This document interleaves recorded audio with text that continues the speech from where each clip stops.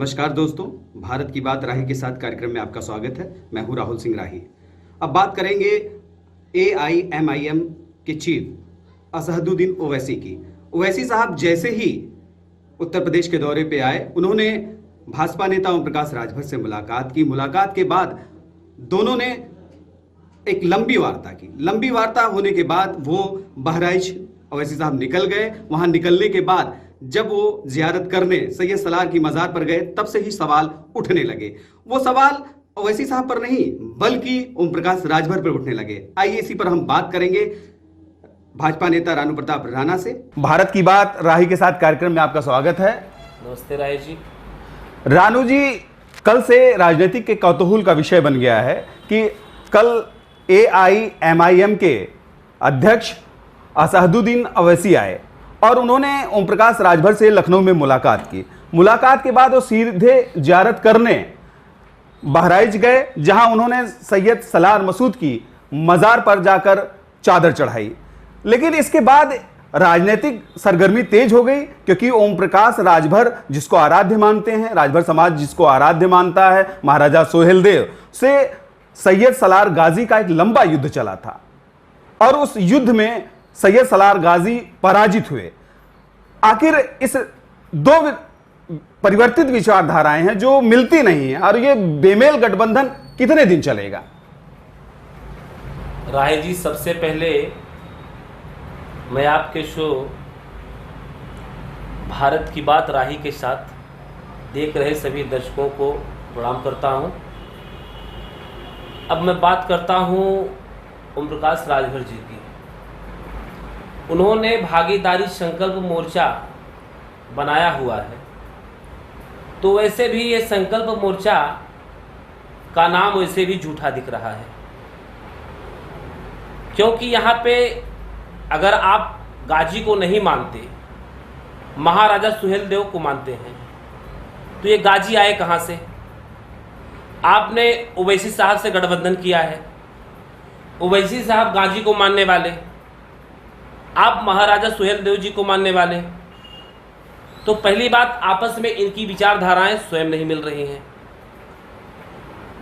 अगर मिल रही हैं तो ये ओम प्रकाश राजभर जी समाज के साथ पूर्ण रूप से ढोंग कर रहे हैं, क्योंकि एक तरफ महाराजा सुहेलदेव जी के नाम से इन्होंने पार्टी बनाई है और दूसरी तरफ ये ओवैसी साहब के साथ मिलके गठबंधन कर रहे हैं, इनके साथ कार्यक्रम कर रहे हैं, और ओवैसी जी इनसे मिलके बहराइच में जाके सैयद सलार मसूद गाजी के मकबरे या मजार पर चादर चढ़ा रहे हैं। ये एक प्लैनेट कार्य हो रहा है, देखने में मुझे ऐसा महसूस हो रहा है। राजभर समाज मूर्ख नहीं है राही जी, राजभर समाज बहुत ही संघर्षशील, पढ़ा लिखा, बुद्धिजीवी है, और राजभर समाज ओम प्रकाश राजभर के बहकावे में आने वाला है नहीं। वो भी इनका कृत्य देख रहा है। हम जैसे युवा जागरूक हो चुके हैं और 2022 में इसका परिणाम पूर्ण रूप से ओम प्रकाश राजभर को मिलेगा।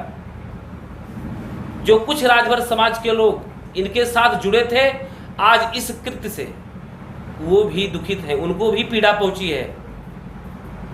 हमारा देश और हम महाराणा प्रताप को मानते हैं, न कि बाबर को, न कि अकबर को।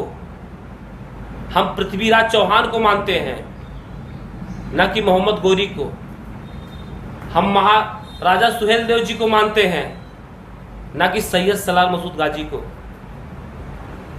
ओम प्रकाश राजभर जी से मैं कहना चाहता हूं आपके न्यूज़ के माध्यम से कि जिस तरह वो समाज को बेचने का, वर्गलाने का काम कर रहे हैं, वो बंद कर दे, क्योंकि उनकी राजनीति अब चलने वाली है नहीं। उनका छुपा हुआ चेहरा आज समाज के सामने आ चुका है। कब तक किसी को वर्गलाया जाएगा? आप अगर राजनीति कर रहे हो तो एक सामाजिक पटल पे आके करो, आप विशेष मुद्दों पे राजनीति करो। आप हमारे मान सम्मान के साथ खिलवाड़ कर रहे हो, आप हमारे समाज को बेच रहे हो। तो ये राही जी अब चलने वाला है नहीं। भारतीय जनता पार्टी जिस तरह से लगातार महाराजा सुहेलदेव जी को सम्मान देने में लगी हुई है, ये बार बार उसका विरोध भी करते हैं, अपने खुद विरोध करते हैं और खुद ओवैसी के साथ मिलके महाराजा सुहेलदेव जी को अपमानित भी करते रहते हैं। तो ये सब राही जी अब चलने वाला है नहीं। राजभर समाज जागरूक हो चुका है और मुझे आशा नहीं, पूर्ण विश्वास है इसका जवाब 2022 में राजभर समाज ओम प्रकाश राजभर जी को जरूर देगा। इसके बाद भी ये दोनों दलों का ये हाल है कि ये लोग कह रहे हैं कि उत्तर प्रदेश में योगी की सरकार को हरा गिरा देंगे और योगी को दोबारा भाजपा को नहीं आने देंगे। तो क्या ये भागीदार संकल्प मोर्चा इस स्थिति में जब विचारधाराएं नहीं मिल रही हैं तो क्या तालमेल बिठाकर चुनाव लड़ लेगा? राही जी, ये मदारी का खेल है। आप ये बताइए, ओम प्रकाश राजभर जी का वक्तव्य आता रहता है, मैं 5 सालों में 5 सीएम बनाऊंगा और 21-22 डिप्टी सीएम बनाऊंगा। ये सरकार चला रहे हैं या नौटंकी करेंगे? पहली बात, ये इस बार के चुनाव में विधानसभा जीत के दिखाई, ये बड़ी बात है। ओम प्रकाश राजभर जी को भारतीय जनता पार्टी का साथ मिला, वो भारतीय जनता पार्टी के रमो करम पे विधायक हो गए, विधायक से मंत्री तक का सफर रहा। जब उनकी अपनी वाली खुद ना चली सरकार में, जो अपनी मर्जी को लागू करना चाहते, पर्सनल मर्जी, समाज के हित की कोई बात नहीं, उससे जिससे भला केवल ओम प्रकाश राजभर का हो, समाज का नहीं, वो नीति लागू करना चाहते थे। आज देखिए हर चिट्ठा खुल के सामने आ चुका है। अब किसी के बहकावे में कोई आने वाला है नहीं। कल को ये राजभर भाइयों को गुमराह करते थे कि भाजपा ने मेरे साथ ये किया वो किया। भाई, हमारे कुछ भाई ऐसे थे जो गुमराह हुए थे, लेकिन आज उनकी भी, मुझे लगता है कि इस सारी घटनाओं से उनकी भी आंखें खुल चुकी होंगी कि जो इन्होंने किया है। ठीक है रानू भाई। अब रानू भाई, आप राजभर समाज के युवा नेता हैं और भारतीय जनता पार्टी से जुड़े हुए हैं। पार्टी का स्टैंड कुछ भी हो सकता है, लेकिन आप इस स्टैंड पर क्या करेंगे? राही भाई, सबसे पहले मैं आपको बता देना चाहता हूं, मैं राजभर समाज का ही नेता नहीं हूं,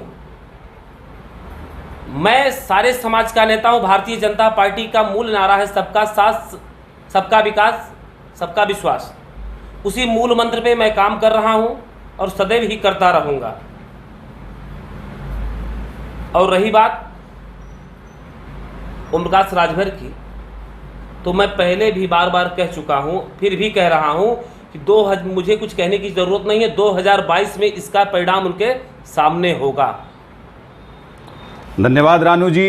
अभी जिस तरह से रानू जी ने कल के प्रकरण पर अपना जवाब दिया कि ओवैसी साहब ने जियारत की, और लेकिन उनको शिकायत नहीं है, उनको शिकायत है ओम प्रकाश राजभर से कि जो उन्होंने संकल्प मोर्चा बनाया, भागीदार संकल्प मोर्चा बनाया, एक ऐसी विचारधारा से कि जिस विचारधारा से उनका कोई मेल नहीं, बल्कि वो राजा सुहेलदेव के सिद्धांतों को बेच खाने के लिए तैयार खड़े हैं। इसी के साथ इस कार्यक्रम को हम यहीं समाप्त करते हैं। अगली कड़ी में फिर आपसे मुलाकात होगी। तब तक देखते रहिए भारत की बात राही के साथ।